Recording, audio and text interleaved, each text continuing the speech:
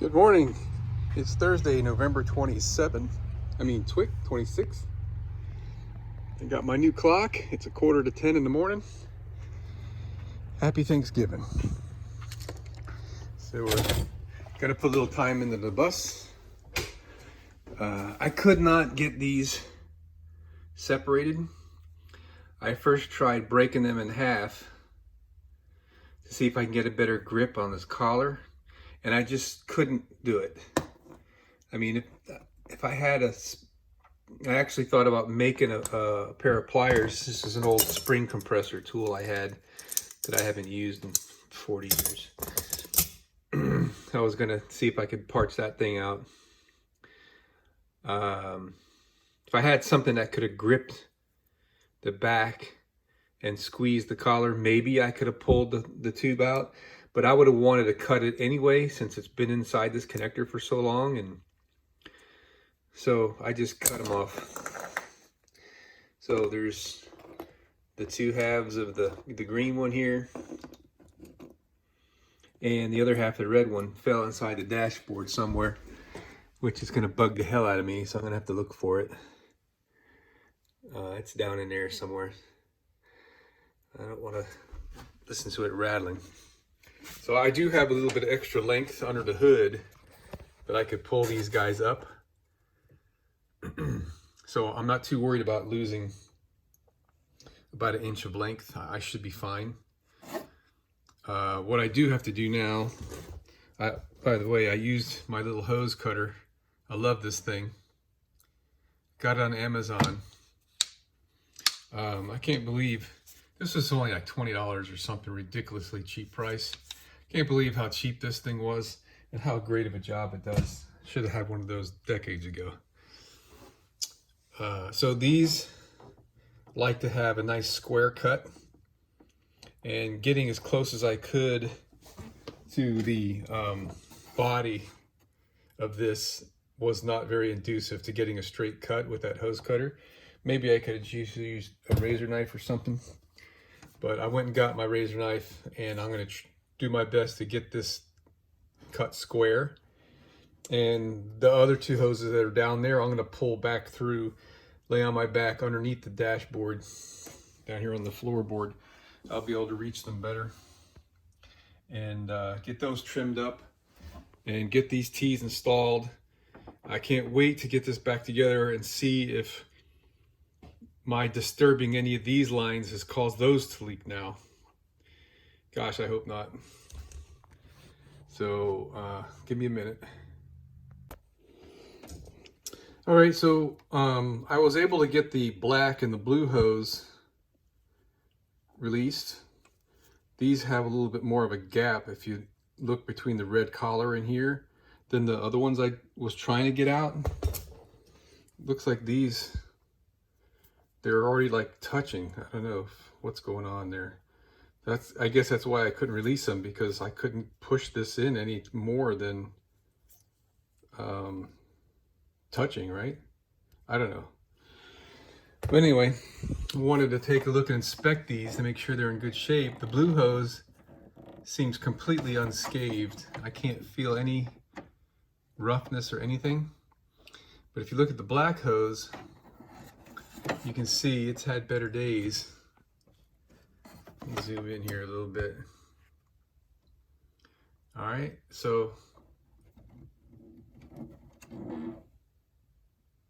I'm going to trim that off, that little 1/2 inch piece right there, because what seals on this hose is the outside, right? I mean, it goes on that brass piece there, but where the heck? Okay, here we go.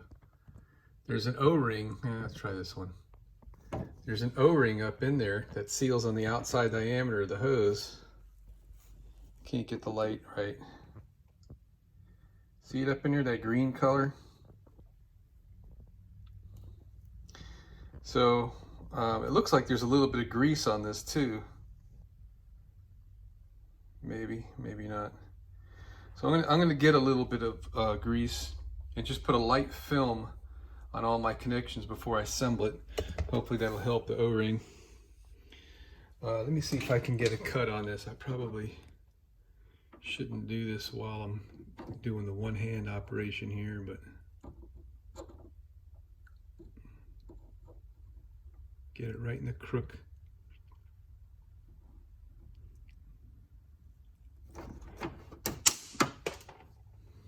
And that blade is already getting kind of dull. But there you go, that's straight enough for me. All right. So now we've got a nice fresh area of hose to seal on. This one, that's the original. It's completely unscathed. It's interesting. All right, we're under the hood here. So here's the blue hose. It's just a vent. The black hose has already been spliced once.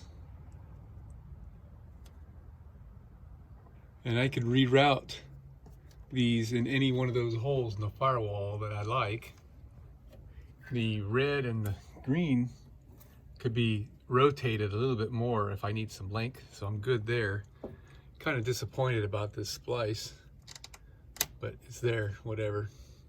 I already replaced one of these. I think it was this one right here. It was leaking. I imagine every one of these fittings is going to be leaking here soon. But all right, it's good to know about the blue one being just a vent. The black one doesn't really have any slack at all. Out here anyway. Maybe at the other end of the hose. Being that it was already spliced once, I doubt that there's any free line I could, if I need to. But I'm gonna go back underneath the dashboard and take a look and see if any of those other penetrations in the firewall would be a better choice for the routing. And then we're gonna get started on putting this thing back together. Okay, we're back under the dash again. So the black, the red, and the green are all routed in their most direct path here to where their destination is. Not too happy with this yellow wire. That's just an air supply for the air seat, which I can monkey with that some other time. I've left the blue one just hanging loose since I've got, you know, plenty of slack. I can do whatever I want with that one. I'm gonna just save that one for last, right? So let's start making some connections. I think I'm happy with what I see here.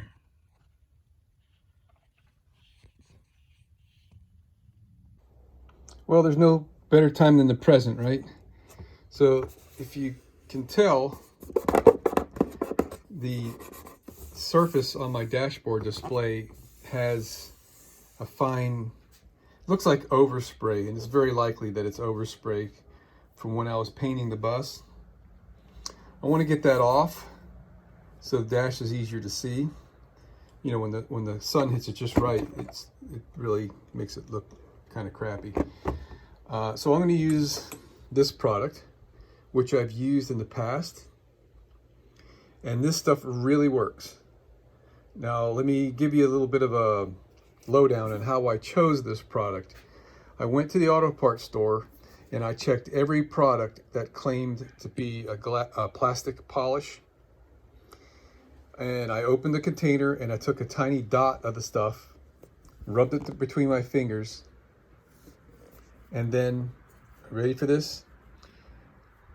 I put a little dab on my tongue and positioned it between my teeth. And I used my teeth to kind of grind my front two teeth together. I've got more than two teeth, okay? And I was kind of like you do with your toothpaste or whatever, right? To check the abrasiveness of the product. This was the only one that had a decent amount of abrasive. Some of them had no abrasive at all. So do check for yourself. You can actually use toothpaste for polish. I've done that before, back in the old days, before this was a thing. But this product really did a great job on all my marker lights on the bus were all hazy. And I mean, it made a tremendous. All right, back at it. Sorry, I got interrupted with a phone call. All right, so we're going to give this stuff a shot and see how well it works. I think it's going to work really great, but let me just go ahead and give this thing. I shook the bottle up really well. I'm not going to be able to do this with one hand, but I'm going to just use a clean paper towel and rub it in circles, see how it goes. All right, I know you can see the difference there. That's about 15 seconds worth of rubbing. And then I just wiped it clean. How about that? So I'm gonna get this thing looking crystal clear. Beautiful. Now there's some lint on it. It's got like a little bit of a static charge, I guess.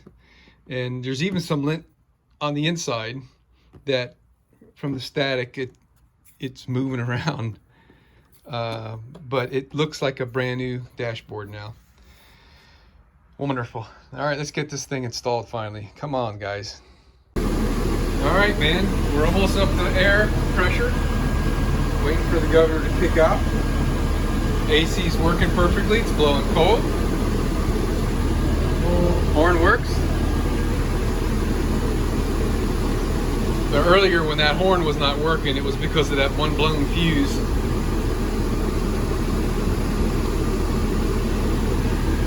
Wait a couple more minutes here for that thing to kick out. Should be any second now. There it is.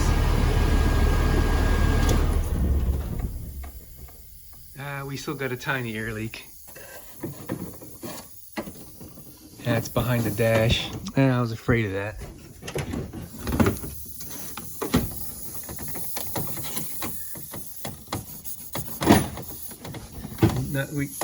Not much we can do about that except replace the gauges.